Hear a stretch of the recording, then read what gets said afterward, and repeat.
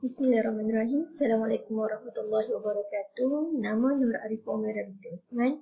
Nombor metrik 049927. Kos ISM Usuluddin semester 6. Nama subjek Dirasa Al-Aqidah An-Nasiyah USI 31003. Nama pensyarah Profesor Madya Dr. Syekh Hazrul Afi Syekh Omar. Okey, baik. Hari ini saya akan membentangkan mengenai Ad-Da'wah At-Tasiyah yang bertajuk Allah Maha Esa ataupun Annahu Subhanahu Wahidun. Pengenalan Allah Maha Esa. Sebagai umat Islam, kita wajib meyakini bahawa Allah SWT itu Esa. Imam Ghazali ajar kita berfikir secara akal, yang ini logik, supaya kita dapat pastikan apa yang sesuai, apa yang tidak sesuai bagi Allah SWT. Dengan berfikir secara akal, kita juga akan dapat kenal pasti Allah SWT tidak sama dengan makhluk. Maksud satu itu merujuk makna adanya zat yang esa, yang tidak ada yang lain daripadanya atau sepertinya. Perkara ini merujuk kepada zatnya sahaja yang esa, bukan merujuk kepada wujudnya sifat yang namanya esa. Allah tidak berbilang. Esa Allah SWT ini bermaksud menafikan bilangan yang membolehkan pembahagian atau tidak berlakunya bilangan yang dikatakan ada pembahagiannya. Zat Allah SWT tidak menerima pembahagian kerana pembahagian itu merujuk kepada perkara sukatan atau bilangannya. Taksim yang ini, pembahagian, akan membawa kepada berlakunya bilangan-bilangan dengan cara memisahkan sesuatu perkara itu. Setiap perkara yang tidak memiliki sifat bilangan, maka tidak boleh digambarkan, ianya boleh dipisah-pisahkan. Maka Allah SWT mustahil memiliki perkara tersebut. Ringkasnya, Allah SWT Esa merujuk kepada yang pertama, tidak menerima sebarang pembahagian, iaitu la kamiyah. Yang kedua, tidak ada juzuk, la juzuk. Dan yang ketiga, tiada sukatan, la muqarrar. Okey.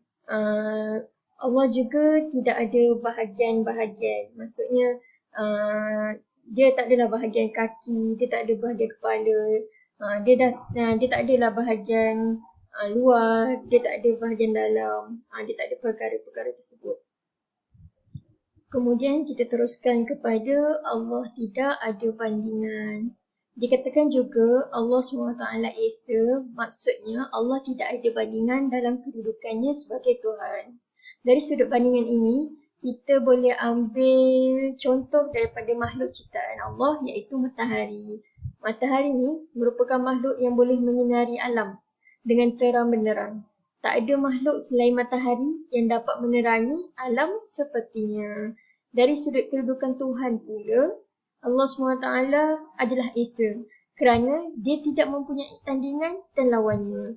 Jika berlakunya bandingan, akan berlakunya perkara yang bertentangan dengan Esa Allah.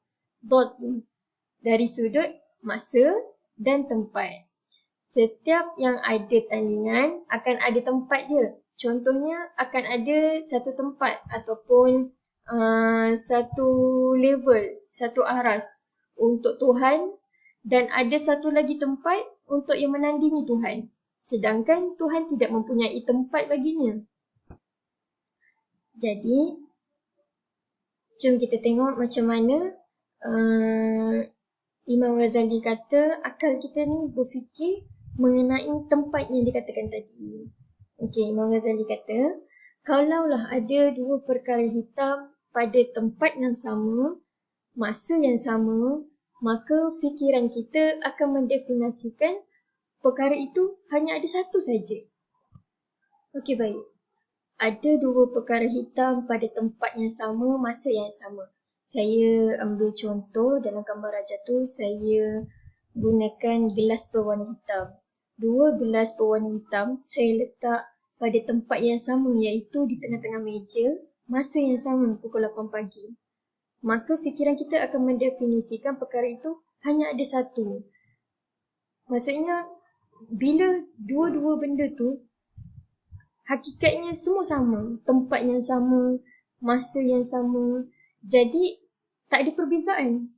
Akal kita takkan dapat terima perkara itu ada dua. Jadi segala apa yang sama, akal kita akan cakap perkara itu hanya ada satu saja.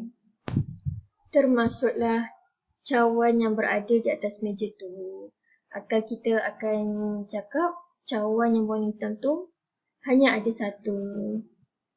Seterusnya, jika dua perkara hitam itu wujud pada tempat yang berbeza dalam masa yang sama, maka barulah akal kita boleh terima bahawa perkara hitam itu ada dua. Okey, jadi dua perkara hitam itu wujud pada tempat yang berbeza dalam masa yang sama. Saya guna contoh yang sama, iaitu gelas yang berwarna hitam. Saya letakkan pada tempat yang berbeza atas meja tu, tapi satu belah kiri, satu belah kanan dalam masa yang sama, iaitu pada pukul 8 pagi. Maka barulah akal kita ni boleh terima yang atas meja tu ada dua cawan, bukan satu. Sebab apa? Sebab walaupun waktu yang sama, tempat tu berbeza. Jadi, apa kaitan analogi cawan ni dengan Allah tidak ada bandingan?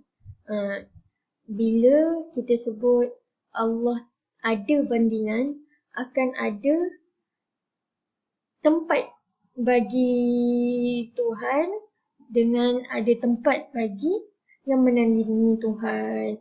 Jadinya dekat sini mustahil lah, sebab Tuhan itu tidak mempunyai tempat baginya. Seterusnya, andaian jika Tuhan itu ada sekutu baginya, sekutu Tuhan itu mesti ada yang sama salah satunya dalam 3 perkara. Apa 3 perkara tu? Yang pertama, sama dalam semua aspek, ataupun mustahil sekutu itu berlainan daripada Tuhan, ataupun mustahil Tuhan itu lebih rendah dari sekutunya. Kita pergi kepada yang pertama, sama dalam semua aspek.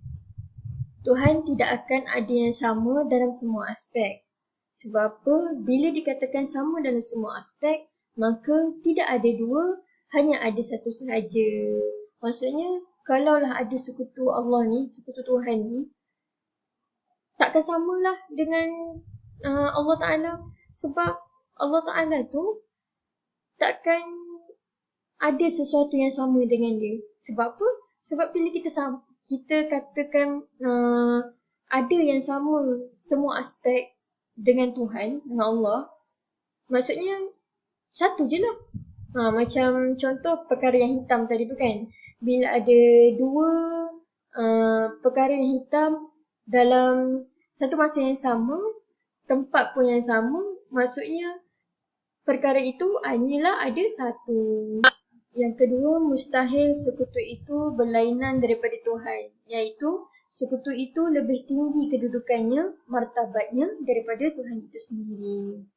Yang lebih tinggi martabat kedudukan, kemuliaannya, itulah yang kita panggil Tuhan. Tuhan tu merujuk kepada makna satu kuasa yang paling hebat, paling sempurna dalam semua pewujudan. Yang satu lagi yang kita katakan di Tuhan, yang ditakdirkan lebih kurang martabat kedudukannya itu tadi, maka dia tidak dikatakan sebagai Tuhan. Secara jelasnya, dialah yang paling sempurna dalam kewujudan, paling hebat dalam kewujudan, itulah yang didefinisikan sebagai Tuhan. Dan yang ketiga, mustahil Tuhan itu lebih rendah, iaitu lemah dari sekutunya. Seperti yang diterima oleh akal, yang lemah mempunyai kekurangan. Yang mempunyai kekurangan itu tidak boleh menjadi Tuhan. Akal kita juga dah mendefinisikan Tuhan itu adalah yang paling hebat dan sempurna. Akal kita tidak boleh menerima ada dua yang sama sifat kesempurnaannya. Maka terbatal dakwaan bahawa Tuhan itu berbilang-bilang. Kita teruskan kepada persoalan mengenai sifat keesaan Allah SWT. Jika ada pihak pembangkang mempersoalkan mengenai isu sekutu bagi Allah dari sudut pencipta, antara soalan-soalan yang dipersoalkan adalah, andai semua alam ini bukan dicipta oleh seorang pencipta sahaja, bahkan ia dicipta oleh dua orang pencipta, bagaimana? Andai satu Tuhan mencipta langit sahaja, satu Tuhan lagi mencipta bumi sahaja, atau satu Tuhan mencipta tumbuh-tumbuhan, satu Tuhan lagi mencipta haiwan, apakah yang menjadikan perkara itu mustahil jika tiada dalil yang mengatakan perkara itu mustahil? Ataupun dia tanya, adakah tidak boleh jika ada satu Tuhan yang mencipta kebaikan, satu lagi Tuhan mencipta keburukan? Ini antara persoalannya lah. Jadi, jawapan Imam Ghazali untuk membuktikan mustahilnya perkara ini berlaku. Pembahagian penciptaan makhluk ini tidak akan lebih daripada dua bahagian. Yang pertama, pembahagian ini membentuk kepada penciptaan sepenuhnya. Saya bagi contoh, Tuhan A dicipta satu bumi. Tuhan B pun dicipta satu bumi. Yang kedua, penciptaan sebahagian. Contohnya Tuhan A, dia cipta langit tapi dia tak cipta bumi. Tuhan B pula, dia cipta bumi tapi dia tak cipta langit. Inilah yang dikatakan pembahagian penciptaan makhluk tidak akan lebih daripada dua bahagian ini.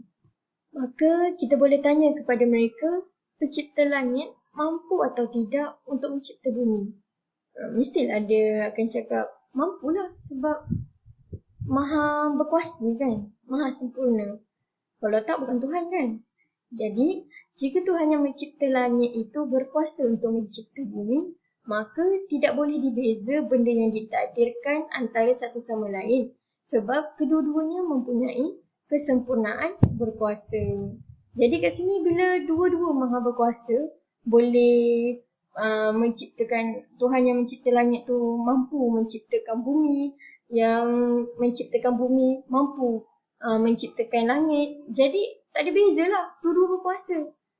Oleh itu, jadilah perkara yang dikuasai itu berada di bawah dua takluk kudrat yang sempurna. Dua-dua mampu cipta, cuma dia tidak berkehendak untuk jadikan perkara itu. Bila dua-dua ada hakikat yang sama, yang ditakdirkan, akal akan cakap perkara itu satu. Jadi, berbalik pada hujah sebelum ini, kedua-dua pencipta adalah sama, maka akan kembalilah kepada mustahilnya Tuhan ada sekutu. Sekian daripada saya. Assalamualaikum warahmatullahi wabarakatuh.